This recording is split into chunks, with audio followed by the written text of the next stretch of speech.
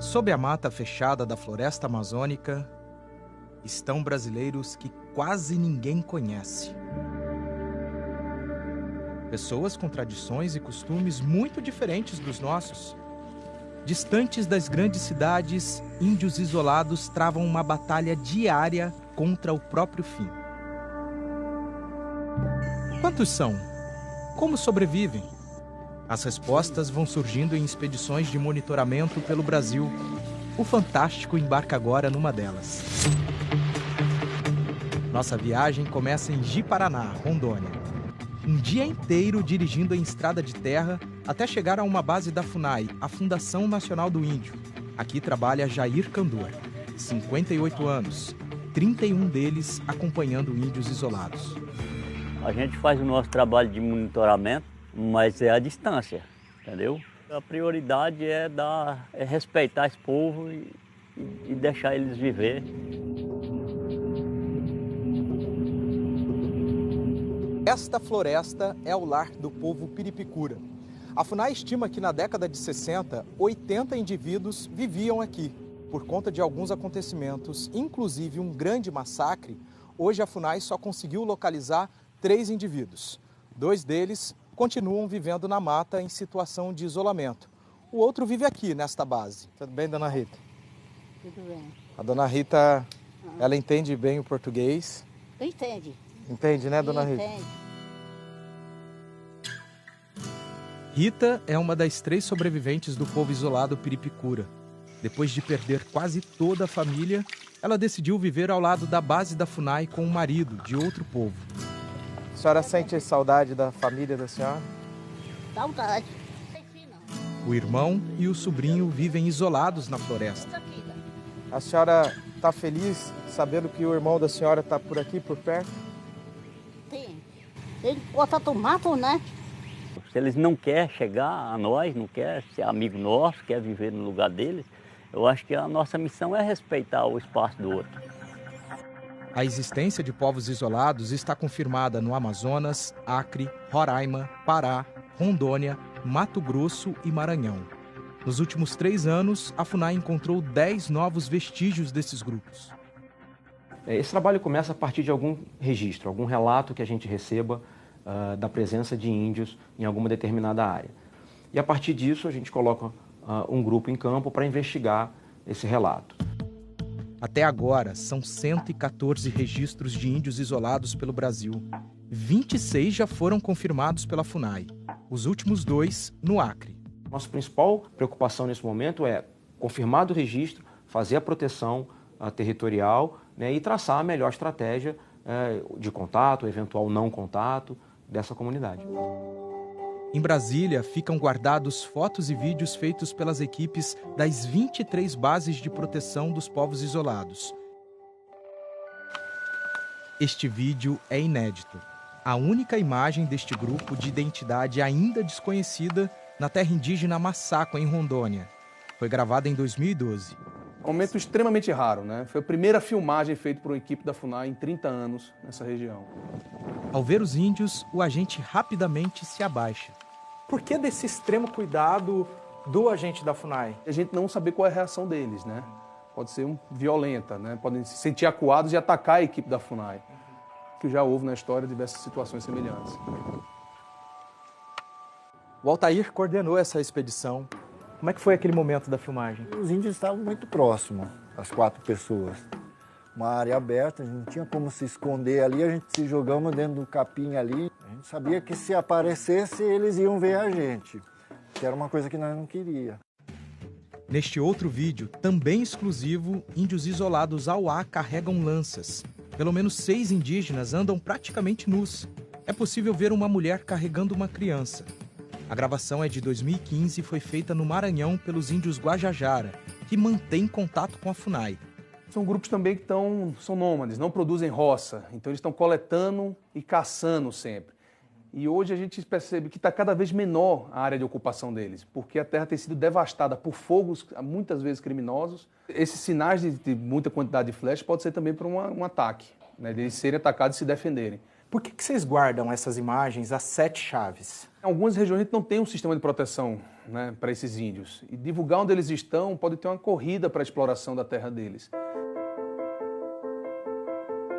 Na área de proteção onde vivem os 2 piripicura, só podem entrar pessoas autorizadas pela FUNAI, com atestados de vacinação e de não doença infectocontagiosa. Uma simples gripe pode matar uma comunidade inteira. Caso a gente encontre com eles, vamos ter o comportamento de sempre que a equipe teve aí, de manter a calma, ficar tranquilo, né? Sem movimento brusco. Seguimos. Os piripicura não são um povo guerreiro, por isso a nossa equipe pode acompanhar a aproximação. Já passou por alguma situação de perigo, senhor? Já passei. Não com eles aqui, mas aqui na outra terra indígena, no Cauarriba, já passei. O que aconteceu com o senhor? E ele acabou jogando umas flechas na gente, mas não acertou ninguém. Logo no começo, esbarramos com um outro morador da floresta. Que peso! Piripicura come, é alimento deles. Esse é jabuti. Jabuti. Escondidinho aqui, tá com medo. Isso aí seria um belo almoço para eles. Todo o sustento vem da mata. Aí, a castanha da Amazônia. Prova aí. É alimento deles? É alimento do piripicura.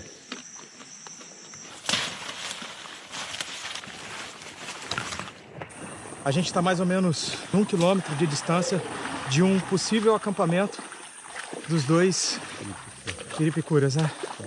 E isso a gente só vai tentar amanhã. Às 5 da manhã, todos já estão de pé.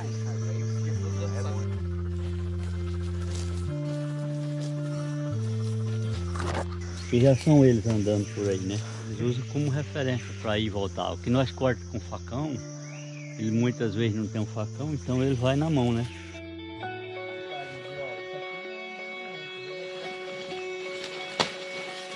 Depois de quase 10 quilômetros caminhando dentro da mata fechada, estes aqui são vestígios reais da presença dos piripicura. A equipe do Fantástico é a primeira equipe de televisão a chegar nesse ponto aqui. 40 dias mais ou menos eles estiveram por aqui, 30, 40 dias. Isso é bom? É bom porque é um sinal que eles estão ocupando a região, né? Esse aqui é o babaçu, né? É a folha do babaçu, ó, né? Aí ele amarra uma travessa aqui, a gente chama de travessa, aí ele escora... Aqui e aqui. E aqui, aí ele escora as folhas do babaçu tudo, assim, e aí ele amarra a rede, né? Então eles conseguem tirar essas folhas e fazer essa cobertura aí para passar um período aí de 15, 20 dias em um local aí. O primeiro contato de Jair com os 2 piripicura foi em 1989. Desde então, eles se viram 14 vezes. Essas são imagens exclusivas do último encontro, em maio do ano passado. Um estava sentado aí, e o outro estava em pé conversando. Ele tentou pegar numa árvore assim para levantar e não conseguiu por causa do problema dele, né? Estava perdendo o movimento das pernas. Um dos agentes se apresenta como amigo de Jair. Maroca Jair. Os agentes convencem os índios a irem com eles. O mais velho, Baitá, enrola a rede feita da casca da árvore tauari e leva nas costas como uma mochila. A gente colocou numa rede, trouxe até a base, né? Aí a gente comunicou o pessoal da saúde que veio no dia seguinte. E aí foi constatando que não teria como resolver o problema aqui. De avião, foram parar em São Paulo. Baitá recebeu tratamento para um inchaço na próstata. E o sobrinho dele, Tamandua, passou por uma cirurgia de desobstrução de uma artéria na cabeça. Ficaram 50 dias fora da mata. E quando voltaram, escolheram a floresta. Desde então, as expedições acontecem todos os meses para checar como tio e sobrinho estão. A gente sabe que eles estão bem, né? Que eles estão conseguindo pegar o alimento deles, a castanha, o peixe, a caça. Então isso é nota 10. E aqui eles coletam mel, né? Ah, eles fazem esse buraco aqui? Esse buraco para conseguir coletar o mel. Na verdade eles não tomam o mel puro igual a gente toma, eles só tomam mel com água, né? E aqui tem um rio onde eles pescam, né? Aí eles usam aquelas poças onde tem o peixe, que é para bater o timbó, né? Que é uma planta Ah, tá. É uma planta que eles tiram no mato, aí solta a seiva dela na água, e tira o oxigênio da água e o peixe acaba morrendo asfixiado, né? E dali eles fazem o alimento deles. Os agentes fotografam cada detalhe, que vira prova para garantir a proteção desses povos. É assim por todo o Brasil. Essas são imagens exclusivas de uma expedição da FUNAI e do Exército em 2017, na terra indígena Vale do Javari, no Amazonas. A região tem confirmados 11 grupos de índios isolados. Você pode ver que está fumaçando ainda. Os índios estavam muito perto da gente. Conseguimos investigar que eles estavam ali naquela região plantando, abrindo novas roças. Os agentes foram investigar uma denúncia de massacre. Descobriram que isso não aconteceu, mas explodiram balsas de garimpo ilegal de ouro. Uma falha do Estado nossa de não deixar essas pessoas se aproximarem de grupos isolados. A maior parte dos 10 novos registros de povos isolados fica em áreas de desmatamento ou fora de terras indígenas. A proteção para eles é mínima. Talvez em alguns desses novos povos que a gente está descobrindo, estudando se existem ou não, a gente nem venha a saber se eles existem ou não. No ano passado, 3 bases de índios isolados foram atacadas, a maioria a tiros. Jair cuida de uma das áreas mais violentas no país por causa da disputa de terra. Se eu disser para você que a gente não é ameaçado também, eu estaria mentindo, porque a gente é muito assim, visado, né, por conta da madeira que existe na reserva. Ainda há toras dos tempos de extração ilegal, que durou até 2007. Foi quando a área dos Piripicura passou a ter restrição de uso. Ou seja, nenhum recurso natural pode ser retirado, a não ser pelos índios ou pela FUNAI para estudo. A estrutura responsável pelas questões indígenas no Brasil sofreu alterações no governo de Jair Bolsonaro. O presidente transferiu as decisões sobre identificação, delimitação e demarcação de terras indígenas da FUNAI para o INCRA, vinculado ao Ministério da Agricultura. Esta semana, o Fantástico pediu entrevista para a ministra Tereza Cristina, mas ela não quis falar. Em nota, a assessoria diz que, em termos legais e técnicos, nada muda nas determinações que são constitucionais para a definição de terra indígena, que essa reorganização administrativa terá 60 dias para se efetivar. O Ministério da Agricultura afirma que, se estudos demonstrarem que, para proteger índios isolados, será necessário restringir áreas, isso será considerado. Acrescenta que as decisões do INCRA sobre demarcação serão examinadas por um conselho interministerial, antes de seguir para o presidente, a quem cabe a homologação final. E que, neste momento, não está no horizonte nenhuma revisão de terra indígena. Mas ainda assim, a mudança no governo sofreu críticas. A relatora especial das Nações Unidas para Povos Indígenas, a filipina Victoria Tauli Corpus, se mostra preocupada. O Ministério da Agricultura é o órgão que permite a expansão do agronegócio.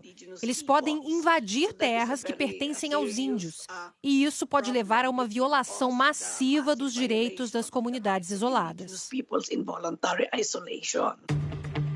Agora, no governo Bolsonaro, a FUNAI está subordinada ao Ministério da Mulher, Família e Direitos Humanos.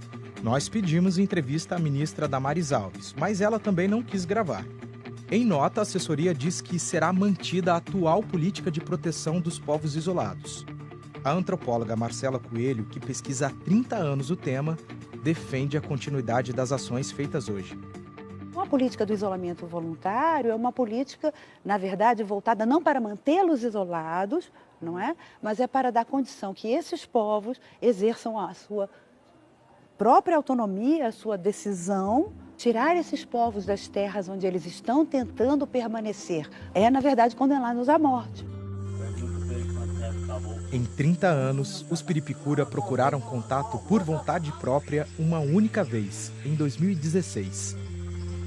O momento foi registrado no documentário Piripicura. A gente ganhou na loteria hoje.